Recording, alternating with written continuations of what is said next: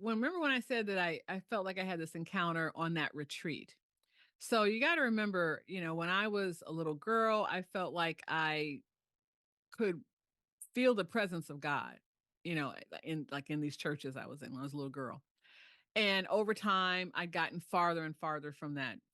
And so when I was on this retreat, and there's just no way to describe it, and people are not going to understand, but there was an exercise that we were supposed to do where we all had these index cards, and we were supposed to pray and just write down whatever comes to you. And then later, the index cards at random would go to people who were at the retreat. So there was one. So I'm sitting outside, like on a bench, and it was a lovely day. And so every card I would write one. And then um there was like a van, or maybe like an SUV or something parked nearby me under a tree, and an acorn or a nut or something of some kind fell from the tree and hit the van and made this sound that I can't explain, except I just knew it to be God communicating with me. I just can't explain it any other way. So I have the card here somewhere, and I wrote down,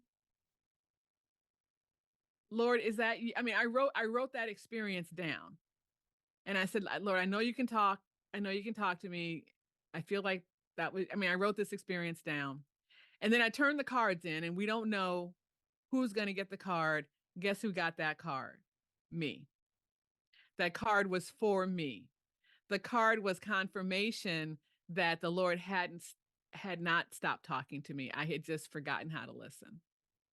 So that is one, and I can't explain it because there's no way you can know what it felt like, or know what what it sounded like. But but the Bible talks about the sound the sound of God's voice, and it's a couple. I mean, it can be, a lot of people say, quiet, still voice, but also rushing wind. I mean, there's lots of different ways that the Bible describes his voice. On that day for me, it was some kind of acorn or something hitting this car, but it was just really and the other thing I'll say is I have been so blessed to be at the deathbed of both my parents. My mother, who was a nurse, um, she didn't say anything profound, but she was a nurse, and she was always very honest about death with us. And she was also a believer. And so I have to travel to get to the hospital, and I'm crying on the plane, the whole thing, because I knew, my sister was like, you got to get here now. So I get there, and she was under, but she woke up for me. And my mother was a nurse, and she worked with the terminally ill. And she always believed that you do have control of your death in some way. She was a strong believer of that.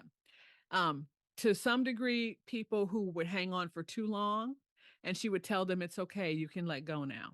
Or for people who needed to fight, whatever. So anyway, she woke up for me. We're all in there crying.